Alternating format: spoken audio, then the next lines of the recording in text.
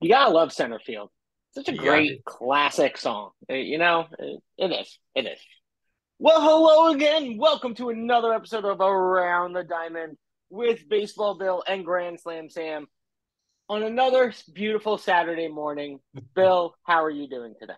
I'm awake, alive, and alert. Beautiful is relative. It's been a little cold and rainy out in California, so I guess, but I that's all sent it. perspective I sent compared to it where you're at. from my. I sent it from my territory to your territory. I'm Thank trying you. to flip the tides. I'm Thank you. trying to make the East Coast warm and the West Coast cold.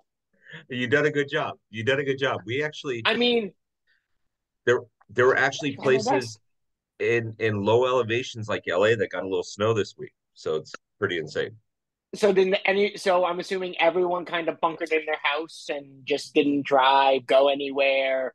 Oh no, no, You no. know, Let's not get silly. People drove and they don't first of all, California drivers are not they're not awesome. They're not as bad as Utah drivers. No offense to anybody that lives in Utah, but they're not as bad as Utah drivers. But man, you throw a little bit of precipitation on the freeway and everybody loses their marbles. And everybody's that looking down at their phone, texting and drifting and delays when it's wet.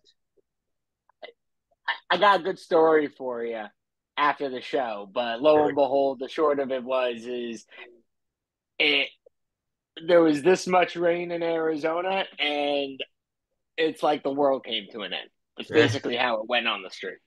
But Bill, we have a special guest with us today. You Why don't you give us a little intro to who's joining us on the show this absolute today?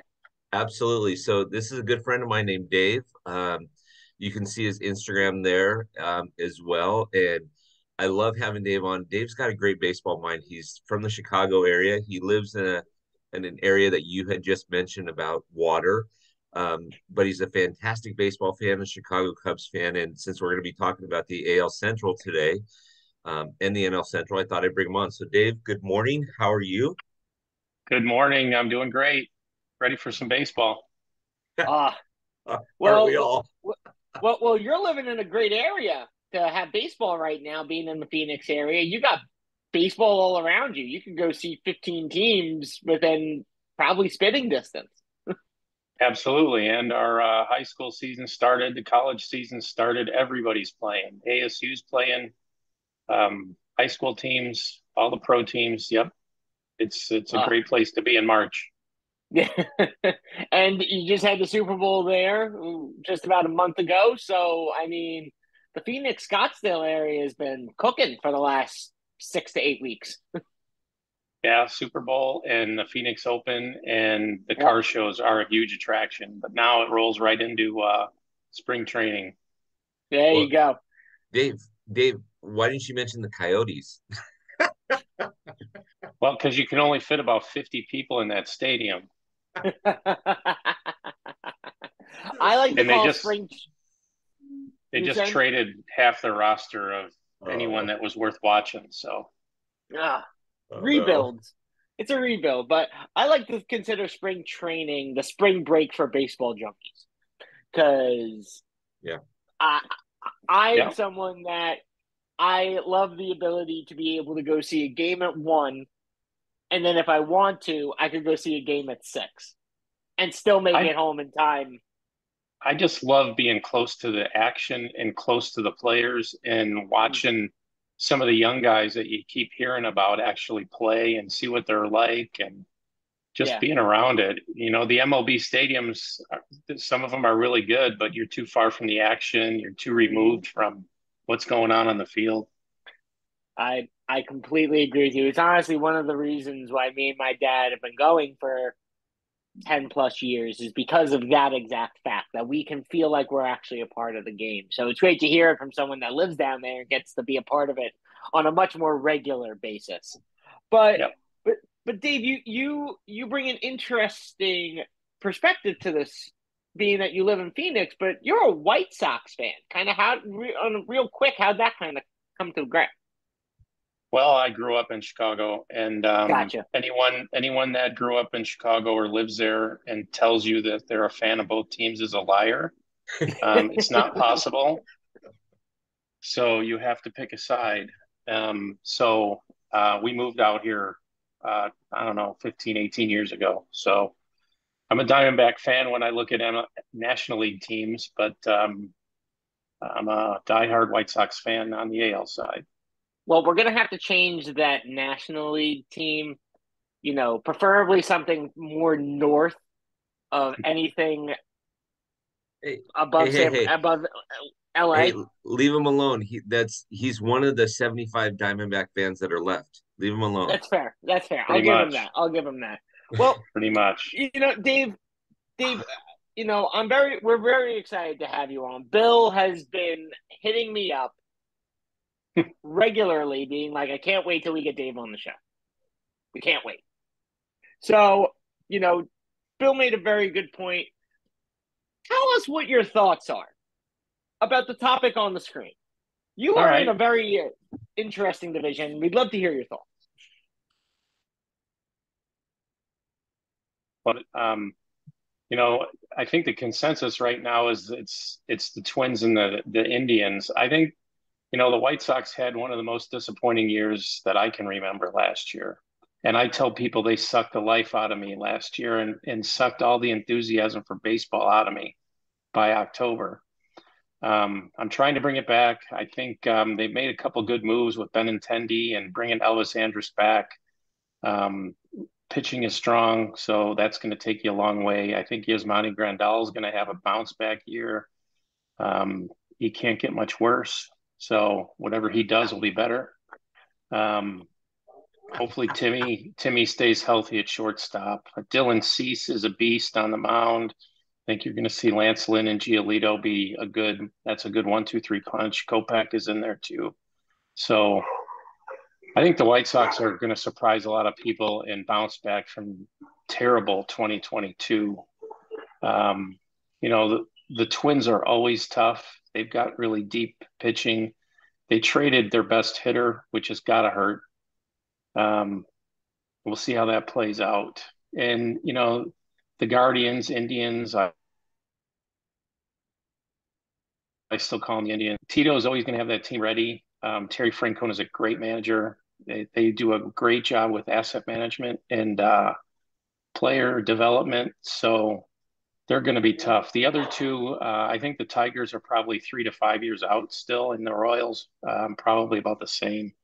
So really, that's kind of where the top teams get fat in their standings and in their win column against those guys. So So do you think it helps you or hurts you, Dave, now that the White Sox will play the other 29 teams in baseball? it's a great question. I honestly don't know. I think it's got to help. Um, you know, I go back to the same analogy. Like when the Bears play the Packers, it's anyone's game. When, you have rivals play each other, it's anyone's game a lot of times. And when the Sox, Twins, Indians play each other, it's almost anyone's game. I mean, and especially with Minnesota lately, there's not a lot of happy feelings between those teams. So um, the less you play them, I think maybe the talent takes over. There's less of that rivalry motivation, and maybe you have a chance to win a few more games. And Yeah. obviously, So, you'll play the Pirates, the Reds, those kinds of teams, and you're going to get fat again. yeah. So what you're saying is the Twins clubhouse was so excited to have an unnamed player back. We won't mention his name, but Carlos Correa back after turning down not one but two different fails in San Francisco and in New York, and he's like, "Oh, I'll take the third girl to the dance. It's okay." Yeah, I don't get it. If it, I don't get it, and you combine that with the fact that they traded their best hitter. Yeah. I don't know. I don't get it, and I won't be shy. I hope it doesn't work out. I can attest as a Giants fan. I'm hoping in the next 5 years, good news comes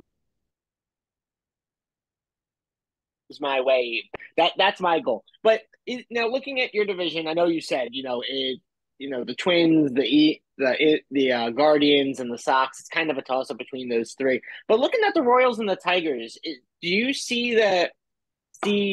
Actually specifically with the Tigers, do you see them kind of using Cabrera's final run as like motivation? You know, they might. Let's face it, the kids on that team were probably in Little League when Cabrera was, winning his World Series. Right. So, I mean, yeah, you look up to the guy. He's a great player, great hitter. He's a shell of himself now. Um, Mhm. I just they just I don't see them having enough talent to do a whole lot. They've got some good pitching, but Casey Mize just had a couple surgeries, and if those guys get healthy and come around, they could make some noise. But I don't know. I don't see it really making a difference. Cabrera is a great player. Sorry to, when guys like that go and him Pools, it's kind of sad for the game, but somebody else is there waiting to take a spot. So, You mentioned Sam. That's a great question about Detroit, and Dave, you nailed it right on the head because they've got a great stadium. They've got a pretty decent fan base. That young kid that they have at first base now that is playing over there a little bit more than Cabrera, where Cabrera's DHing. They've got some talent. It's just they're not. You talked about asset management with the Guardians. It's still so hard to call them the Guardians, by the way. That was it. I still want to say Indians, but talked about asset yes. management. That's what I Yep. think Detroit lacks is asset management. They just, I mean, Mhm. correct me if I'm wrong, Dave, but is it safe to say that in this division this year, you could win this division with 85 wins? Or do you think you need Pretty, 90? I think you probably still need 88 or 90, but what the thing is, when you look at the White Sox, I mean, if you get Eloy, if you get Grandal, if you Mm-hmm. get Elvis Andrus, you're going to get whatever you get out of second base as a pickup because it was so bad last year. I mean, that's like making three trades. So those guys can't get worse. Right. Those three positions, they can't get worse. You're going to have Benintendi in there. You're going to get better defense. Hopefully, there's a lot more run prevention. Um, I just think all the arrows are going to make a big difference this year for that team, keeping those guys on track. Last year it was a train wreck, so a lot of arrows pointing the right way. Yeah. It's No, an I like interesting hearing that. So, go mhm. go Sorry ahead, about Sam. you were saying? No, no, no, no. Go ahead. Go ahead. No, I think you and I are both kind of on the same page. It's interesting to hear your perspective on the way the division looks, the outcome of how it's going to come. Because Bill and I look at this division, and we look at it as a toss up, so to speak. Hmm. That it can almost go anyone's way. Um, you know, I know I'm sure Bill has already reached out to you for the predictions podcast. But quick on a wrap up, who do you see at the top of this division come October? Who do you see at the bottom of the division come October? I think it's going to be flipped from where the odds are right now. Right now, the odds are Twins, Guardians, Sox in that order, and I think it's going to flip, and it's going to be Sox, Guardians, Twins. Okay. Good call. Now, who do That's a very good call. you see at the Dave, bottom? oh yeah. Oh, go ahead. No, and the Royals, I can see that.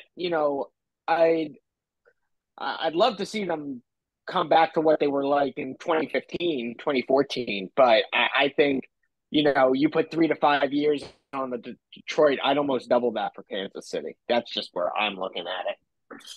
I don't see any pitching over there. I'm sure there's some, That but I haven't seen a whole lot of prospects there. Detroit's got some good pitching coming up. Um, but I think that's the difference maker. But again, um, for the White Sox, it's like making two or three trades without making the trades. If those guys get better, it's a pickup. And I know I've told this to Bill, but last year we had guys playing out of position on defense all year long. And this year, I think that's going to stop with this manager. So it's another positive. So well, Dave, here's let to me ask you seeing what one comes. one one final question on this one real quick. Um, Yep. is this win or go home as far as the division is concerned, seeing that the AL East is going to be like a dogfight and the AL West has got a couple of good teams in it, is this kind of win the division or you don't get into October? Or do you think that a wild card team could come out of this division? I don't think a wild card team's going to win enough games to come out. I think it's going to be really, really tough with what's going on in the AL East mainly. It's going to be really tough. You said maybe 88 or 90 wins this division. You probably need the same to get a wild card. Yeah. Yeah. It's true. It's true. I think you may even need a few. I think you may even need more wins, especially with how strong the AL East is to win a wild card. To be honest, I think you need even realistically between 92 to 95 wins in the AL just to compete for a wild card. Watch out for those Orioles. I said the same thing. If you watched it, I said it. Bill heard me. I will take it to the bank. I think the Orioles are going to be the shocker of the entire MLB in 2023. But as we talk about the AL Central, we got to flip the sides on this. And luckily, none of us have any skin in this particular game. None of us have skin in this game. I kind of do because kind of. Well, no, you got family that are Cubs fans. So how quickly were they cut off from the family? It's like you said, if you live in Chicago, you can't like both teams. You can only like one. So or you're just a flat liar. But Dave, you look at this division. And you got a team like the Cubs who made a lot of big acquisitions in this offseason. You got a team like the Cardinals who, while they lost, who did the Cubs really acquire? The Cubs didn't do anything. They locked in a big shortstop who's going to be their face on that. I'll give you that one. I think Cody Bellinger is going to be a huge asset upgrade in the outfield. But other than that, I don't look at any of these other teams that did anything this offseason. I think the Cardinals lost a couple of pieces. The Reds, who knows what's going on with them? The Pirates look like they just want to sell the ownership, and I think the Brewers are too drunk to realize what's going on. So you look at everything that's going on in this division, would you almost say that this division, that the NL Central and the AL Central are similar? And they could be at 85 to 90 win teams and make the playoffs? They're similar and different. When you talk about asset management, nobody's worse than Pittsburgh. So they're an outlier in the whole league. They're so bad at managing their roster and managing assets. We know the Reds are in a rebuild similar to like Kansas City or Detroit. So there's your similarity there. I think the Cardinals, out of all 10 teams in both Central divisions, the Cardinals are clear and away the best team, best roster. It's hard to argue against, Goldschmidt and Arenado and that whole lineup behind the plate to replace Yadi. I think you're going to get a pickup there just because, Yadi was on the twilight of his career and not quite the player he was.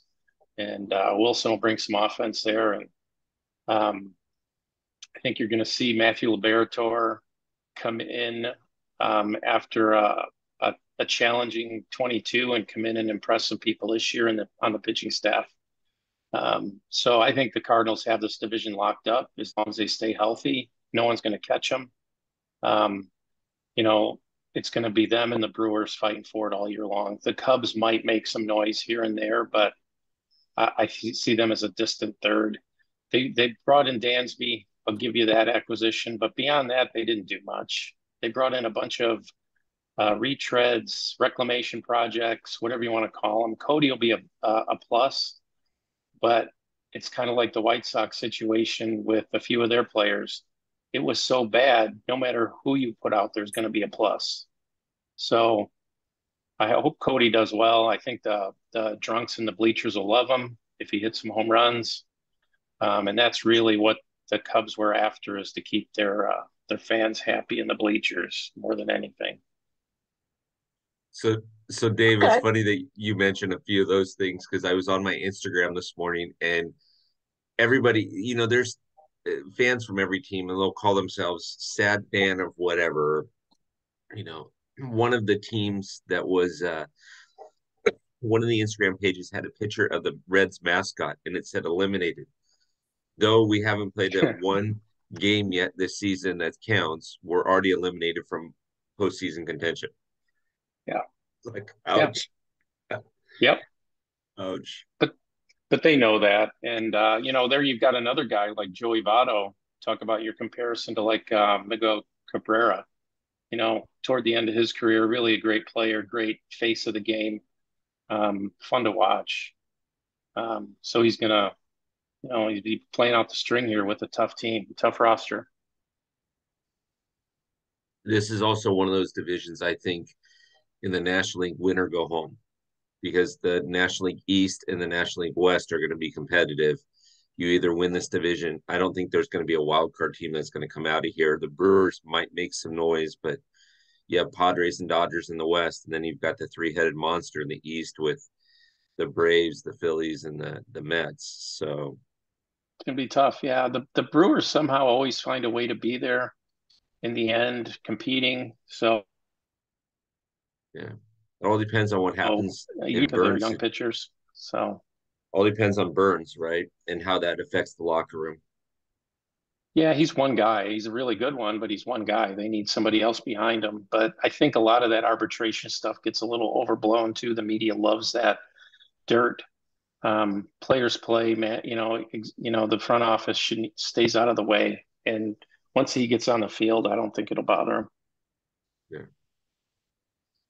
could be. Sam, are So, you of the same opinion? Win or go home on this division? um, you know, this is a division where I am. I will be delightfully surprised if if it's close. I'll be delightfully surprised. I think the Cardinals will ultimately run away with it, but I will be delightfully surprised if, say, like you mentioned, Dave, the Brewers always somehow seem to find a way. They always Mhm. seem to do something in the second half of the season to a team that everyone's like, oh, well, look out for the Brewers. And you just don't know how they get there. I don't know if Christian Yelich just puts it into another gear and basically says either do your job or stand out of my way. But, they always seem to make a name for themselves, in that right after the All-Star break. I'm Yep. excited to see what the Cubs are going to do with some of the, with, like I said, bringing in Dansby, with bringing in Cody. Um, Votto is, Votto is that player on the Reds that has just had so much potential and gets unfortunately buried in the pitifulness of that organization. And I think in all of the years he's been there, they maybe have had two good seasons, and it's like he is the face of that organization. When he leaves, they got nothing. They've got no leg to stand on. And then, I think there's no other way to put it that when it comes to a team and asset management list below everyone in MLB. And I'll even take it a step further. I'll put them below everyone in the minor league teams because they just have Mhm. no idea what they're doing. They don't. No, So, it's almost like they try to screw it up. yeah, I mentioned this to Bill, I think it was 2 weeks ago, that the Pittsburgh Pirates are like the Cleveland Indians from the movie Major League, where the owner is trying to make them last place to sell the team off to move them on to somewhere else. So, and but looking at this team, I'm going to bring up the same question I posed to you, the last question I posed to you on the AL side. Who do you see at the top? Who do you see at the bottom? On this division, it's clearly the Cardinals and and the Pirates. The Pirates are gonna allow a lot of teams to get fat in the win column. Oh yeah, 100%. I 100% think agree. I'll I'll throw one other thing in there is when you were talking about the Reds. I think you were talking about who else do you watch in that team. I would watch Hunter Green. Mhm. Phenomenal young pitcher. He's from Mhm. SoCal. You probably know him or know of him, Bill, but Yes. that's the guy I'd be watching. Yep. Yeah, and I think that's who the next person is to step up in Votto's spot. So I mean, when it comes to the face, I think that's where you have to look if you're the Reds. But as we continue, we've had some pretty big injuries in this first week of spring training. Um, some big, some small, some minor. Vladdy right now is on a day to day with an elbow injury. Um, but then we got some big ones right here at the bottom of the list. Musgrove missing the start of the season, not a huge deal for San Diego, but I think it'll slow his start off there in San Diego, where with him kind of getting his feet under him.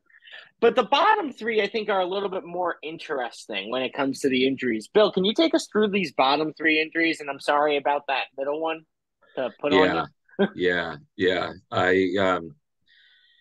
I'm glad you talked about Joe Sticky Ear Musgrove because I didn't want to deal with that one. But Austin Wells being out 6 weeks with a rib injury, that's big. The one that hurts Dodger fans the most is Gavin Lux out with a tore ACL. I watched that. I saw it live happen, and I knew right away this was something bigger than he's going to be out for a couple of days. So he tore his ACL.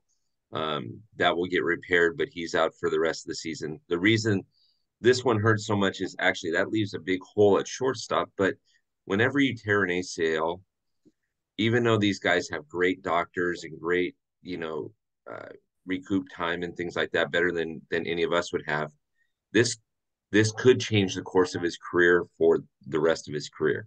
You don't just tear an ACL and then come back bigger and stronger. And then Joey Votto being out. So these are these are tough ones to swallow. These ones were big for baseball. Actually, I mean Musgrove just signed a huge contract. Vladdy is the talk of the town in the NL or in the AL East, and Gavin Lux was supposed to be the next starting shortstop for the Dodgers for the next 12 years, and it doesn't look like that's going to happen.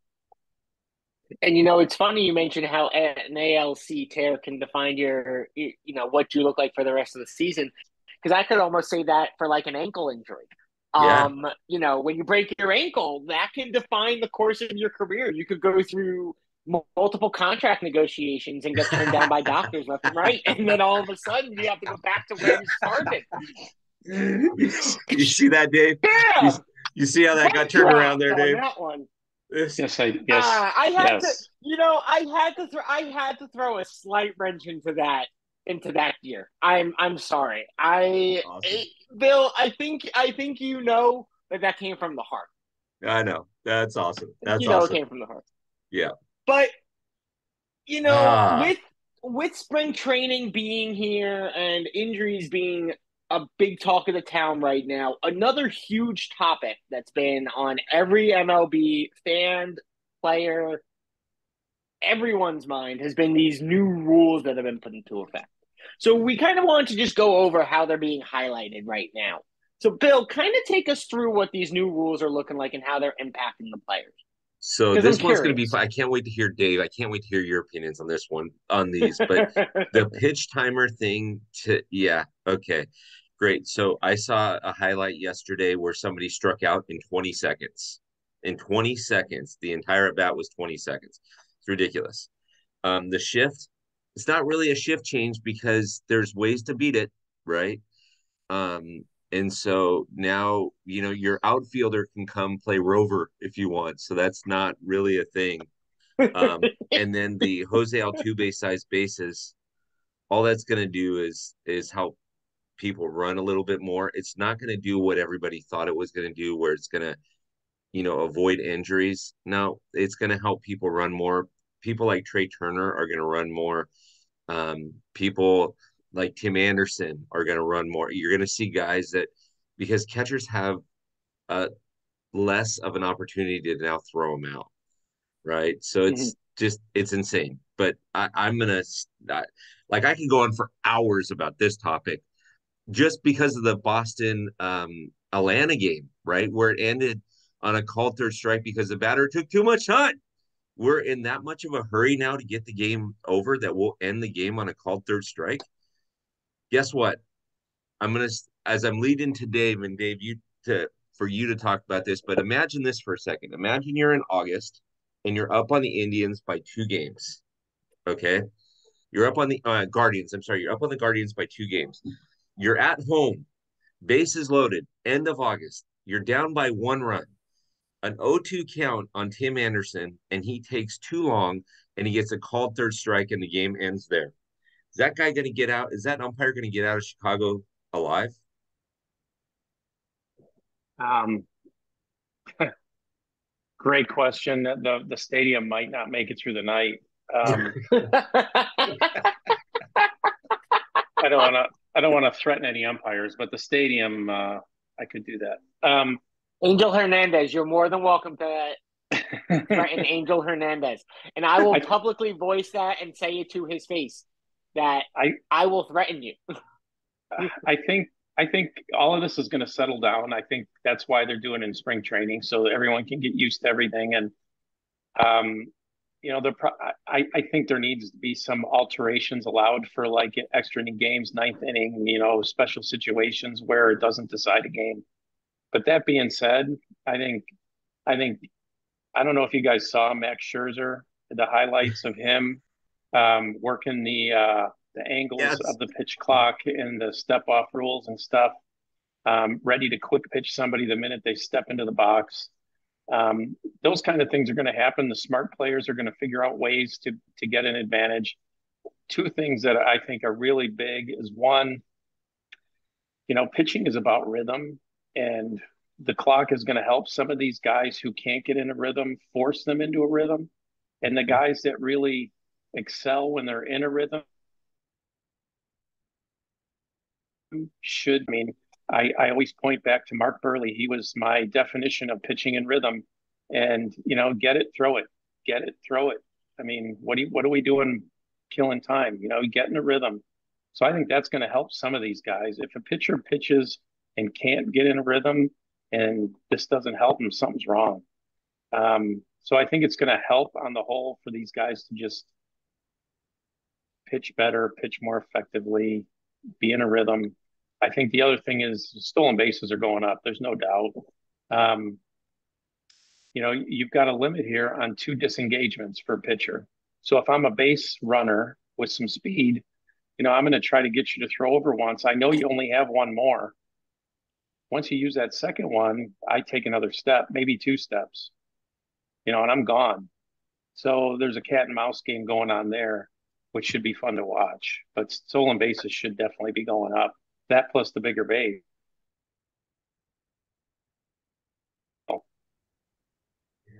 Yeah. Now, my question to you guys is with the pitch timer specifically, do you see more pitchers taking advantage of that with the batters than do you see more strikeouts coming for pitchers than on bases for batters with this pitch clock? Because the way I look at it is that the pitchers are going to, like you mentioned, the pitchers could take advantage of this, and I think they will to the fullest extent. Where MLB wanted to see more home runs and more guys on base, and now you're implementing a pitch clock where you're going to get the exact opposite. Well, I think they're probably betting on the shift, helping the hitters maybe get some more hits through the infield. That, because we're going to see the outfield shift may or may not happen. But I don't know. I think it's advantage pitcher. It's really the answer to your question. I think, hitting's not about rhythm. It's about, trying to outthink the pitcher and change. You're going to have less time in between pitches to maybe get yourself twisted up in your head about what pitch might be coming because it's coming right now. You don't have time. So maybe that'll help some guys stop overthinking things. But I think it's advantage pitcher. Mm-hmm. So, I'll go Bill? the flip side to that, Dave. I'll say advantage hitter because the batter is only swinging the bat. The pitcher's got his entire body moving, and he's got to do it every 15 seconds. He doesn't have time to take a breath. And so enough time where, honestly, enough time where he can make a mistake or the grip might not be right, or he doesn't spot a pitch because he hasn't thought it all the way through. The flip side to that, though, is when you say advantage hitter, Dave, yeah, because you're going to get smart pitchers, advantage pitcher, you're going to get smart pitchers like Max Scherzer that are going to play with it, right? I mean, what Max did yesterday was ingenious. I mean, that shows you his baseball IQ, right? And these poor batters didn't know how to handle it. Max was ready to go. Let's go. Come on, get in there. And so they force these guys to call timeout, and you can only do that so many times. And Max did a great job yesterday. So I started laughing when I was watching him do it. I'm like, this is a guy that's thought this thing through. I know one man that's going to benefit from the quick pitch. Who's that? Johnny Shimmy Cueto. Yeah, Johnny Shimmy is going to eat the short pitch alive. And when you think about, when he first signed with Miami, I thought they were crazy because I'm like, Cueto's on his last leg. He doesn't have much left. But then when I think about the implementation of the pitch clock and that the batter, there's more in this entire thing. The pitcher just has to be on the mound, but the batter has to be giving attention to the pitcher with at least 8 seconds left on the pitch clock. So, you're giving the pitcher and the catcher 15 seconds to figure out what they want to do. And especially now with the whole pin pad on your arm, you could do that in 3 seconds. It takes no time at all to do that. So the pitcher's really got 12 seconds to just wait till the guy hits the box. So I think based off of what both of you said, I really think this does go to a pitcher's advantage. I think the only time this goes to a base run to a hitter's advantage is if the hitter's good at bunting, you can nail that quick pitch any day, left, right, and center. You just got to hit it down the third baseline. And when you get runners on, I think the batter gets more of an advantage than the pitcher does. That's just my opinion, but we'll see how this plays out throughout the season. It's tough because with the limit on disengagements, then he's coming. Yep. No, exactly. But there's one more big topic we have to talk about. And this has been the bane of my existence for the last 48 hours. By the way, before we get to that, Dave, are you with me? When are we going to get the MLB rule that says everybody has to play 3 innings and get 1 at bat? You know it's coming. You know it's coming. Anyway, go ahead, Sam. Woo! This last topic, as I mentioned, has been the bane of my existence for the last 48 to 72 hours. There is a man in San Diego, and it's not Fernando Tatis, and it's not Bogarts, and it's not Juan Soto, or the possibility of Shohei Ohtani just showing up there on a whim. But we are talking about how on God's green earth Manny Machado was able to wrangle an additional 11-year, $350 million extension out of this team that he's going to rake in from the Padres, $480 million over 15 years. I don't know how this is humanly possible. Giving you a brief timeline, he was originally with another enemy of mine, LA, prior to this contract Hmm. fiasco. And there was a lot of talk, I know, of him possibly coming back to the Dodgers at that time. And then the Padres swooped in and said, we're going to start building a super team. We're going to figure out how we're going to make a super team, and we're going to do it. So they signed Manny Machado to a 10-year contract. And then about a week ago, he's like, I'm leaving. I'm done with all of this. Forget all of you. I know I'm worth more money. And what does he do? He dangles that carrot in front of the San Diego Padres ownership team and says, you want me? You now pay me.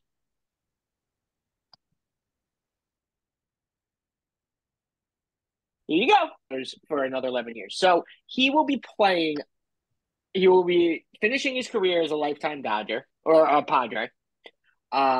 He will have made $480 million total. He got a $45 million signing bonus. So he signed that contract. They handed him a check, which I'd love $45 million in my pocket. But to me, what are your thoughts on these guys and these super teams that are coming up? Because you look at the Padres right now, they have the fourth highest payroll in baseball with $223 million. The only teams higher are the Phillies, the Yankees, and the Mets. So what are your thoughts on this? Do you think this is good for baseball? Dave, you take this one. Dave, Dave, I really am excited to hear your thoughts. Well, I mean, you get into it bleeds into the bigger question of like the parity between teams and salary caps and all that crap. But just based on the player, there's no chance I think it's worth it. I mean, he's got good numbers. To me, he until he proves it, he's not a champion. I mean, he's not. Is he making anyone better on that team by him being there? That to me is the definition of an all-star player. Do you make your teammates better? I don't know.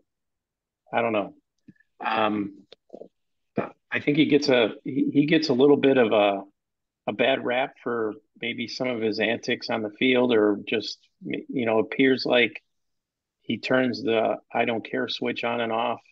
I don't know. It's not good for baseball to have these contracts the way it is now. You're going to have more haves and have-nots. You've got teams like the Rays who have kind of figured out how to compete with a low budget, but you've got a lot more teams who haven't been able to figure it out. You got a bunch of teams in the middle that aren't really small market, but aren't really big market, and really can't afford these players. It's not good for baseball. And have for these players, the players at this level only have a possibility of maybe 5 or 6 teams that could possibly sign them. Not 32. It's like 5 or 6 max. They've limited their own market. I mean, there's no way Kansas City's taking on a contract like this. There's no way Detroit is. There's no way the White Sox are. There's no way that half the teams can even begin to think about a contract like that. And think about all of the horror stories of when Seattle tried it. They failed twice with Rodriguez and Cano. Everybody knows that. It leaves scars. No one's going to be the next guy to try that in a small market team. Mm-hmm. So I agree. You bring up some excellent points, Dave, and my only caveat or my only thing I would add to what you said, because you said it perfectly, is what does the future look like for the Padres? Again, you got Soto that they're going to have to re-sign. They're going to try to go after Shohei. So if they were to get both players, Shohei and Soto, from what they're asking, that's $900 million over 10 or 11 years. You add this contract and you add Tatis's contract to it, and they've got $1.5 billion going out over a 10-year period. That it's just it. They better win a lot of World Series to cover that, because if not, and again, like you mentioned, Dave, again, you're in finance, I'm in finance, we understand this. This doesn't hurt the ownership so much, it's going to hurt you and I, because it's going to cost for us to go to a game now, instead of sitting up, in the nosebleeds and paying $20 a ticket, we're now paying 45, and instead of paying $10 for parking, we're now paying $30 for parking. and Well, and everything else is it's more even expensive. more than that. I mean, it's even more than that. You were kind on some of those numbers, but um, you know, the only thing I can figure is that ownership isn't worried about current cash flow. They're Mhm. willing to do capital calls from their owners. They're willing to bank on appreciation in the value of the franchise on the year-to-year net income. There can't be if that much is going out to players. And it's not a big market team where they have some massive TV contract like the Yankees or Dodgers might have. So Yeah. there's a lot of facets to this, whether it's the future of the cap or just competitiveness between the haves and the have-nots. The Padres and how they're going to pay their bills. What does this do to players and um, their ability to sign in the future? And there's just a lot to it. But in general, I Well, don't think it's good for the game. so I want to bring something into perspective. You guys brought up a very good point about long-term stability. And Bill, you brought up, the $1 billion that the Padres will be giving up over, a 10-year period. But the thing to take into consideration is that we're looking at the here and now. And if you look at the future with the Padres, we have a 200 and what was it? It's approximately $223 million payroll in 2023. But the thing to think about is that by 2027, they're going to be at $133 million payroll.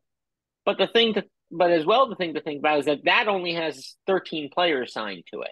So that's not taking Sure. into consideration the other 27 players they have to sign.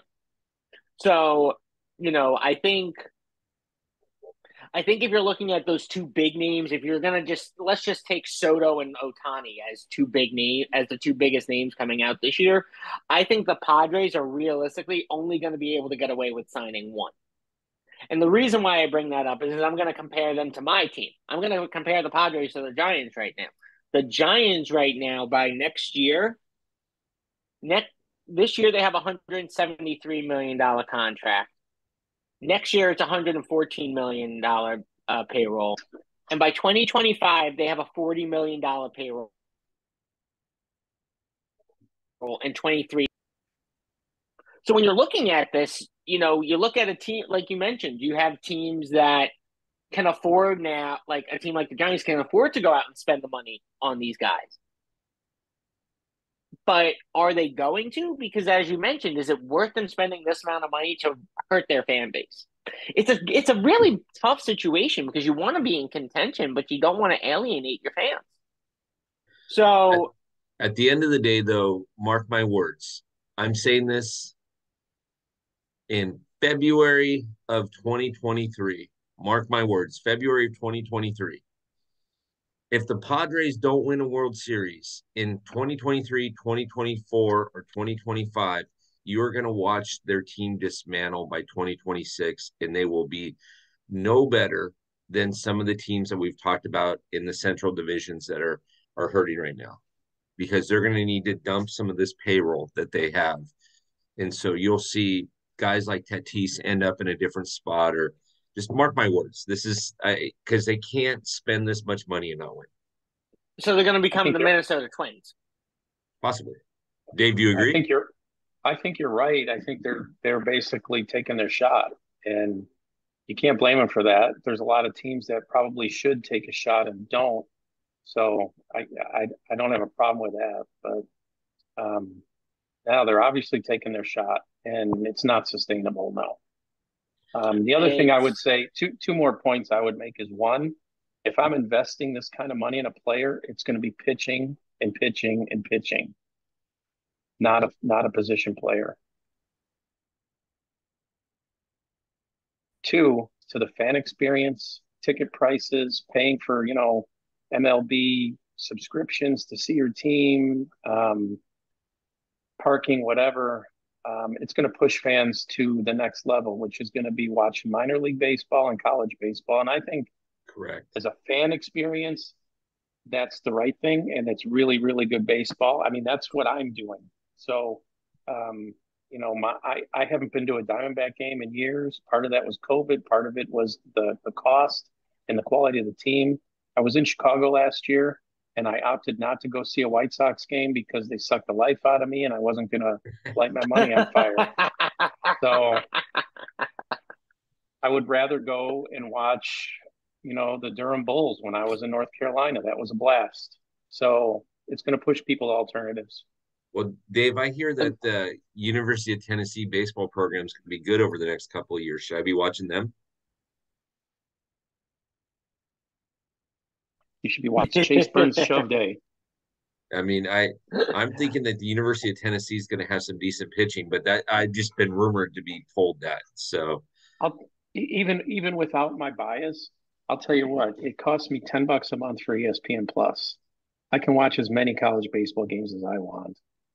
beautiful. Think about the economics of that versus spending $150 on a ticket to sit way up underneath the grandstand and watch a pro team, an MLB team. I'll take my $10 And a month all day long. and final point on that, like you said, you could spend $27 a month and watch MLB TV on your TV.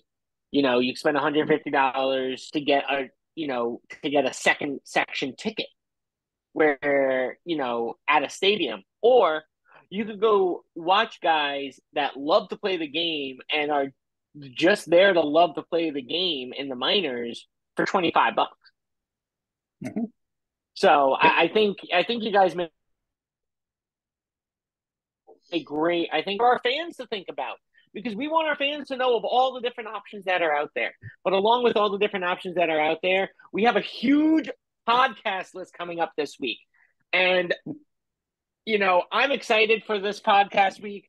Numbers, you got a Mets fan on Monday. You got our preview on Friday. Bill, what's in between Monday and Friday, though? You kind of got these things in there. But by the numbers, I'm going to do a Bills Corner. We just booked 2 more podcasts that we haven't been put up on here yet, but it's going to be a lot of fun. A lot of fun podcasts. So Tiana's Mets fan. She grew up in the New York area, but she actually goes to school getting a master's degree in Boston, and currently she is a cheerleader for the Boston Celtics. And so I asked her last night, what happens on the floor if Pete Alonso and Mike Piazza walked in to catch a game before going over to Fenway to play a game? And she goes, I'd get fired because I'd fangirl out. I'd go up and talk to him. I'd get fired.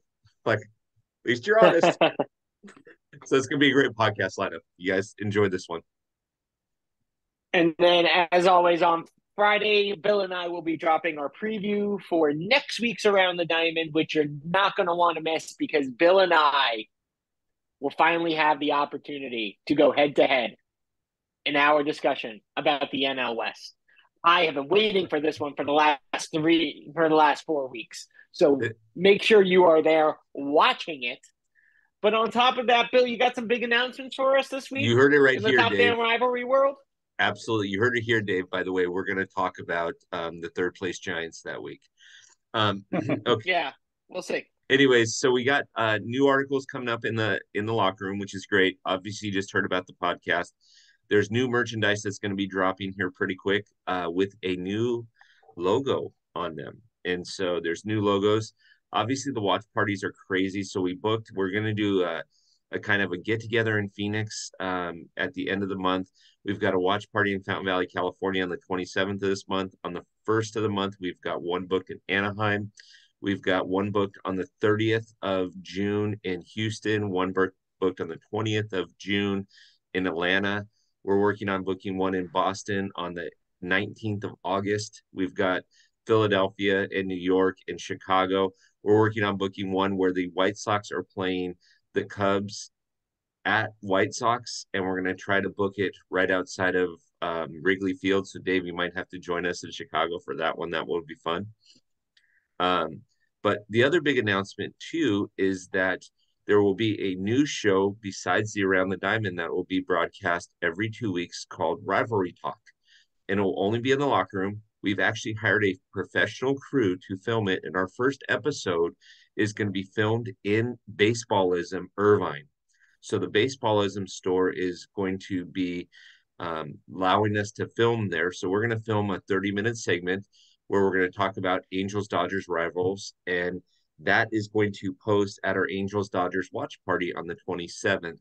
So that's exciting time, and there's going to be a lot more fun announcements about baseballism, and we're probably going to do a live when we're out there in Scottsdale area. So a lot of fun stuff coming up. But that being said, It, that's all the fun announcements that we have, and I'm just excited that we had Dave on. Dave, I love your baseball knowledge, and I love having you on things like this. You make the conversations easier and a lot better, and so I love it. yes, Appreciate that. Dave, you've been phenomenal on the show today. I really, really appreciate you coming on and sharing your expertise on the AL Central with us and with the Around the Diamond and Top Fan fans. Make sure you check us out next week. I will be live in Scottsdale, Arizona, doing this show next week. So it will be a fun time for us here at Around the Diamond. But from all of us to all of you, we will see you on the field and we will see you next week. Thank you.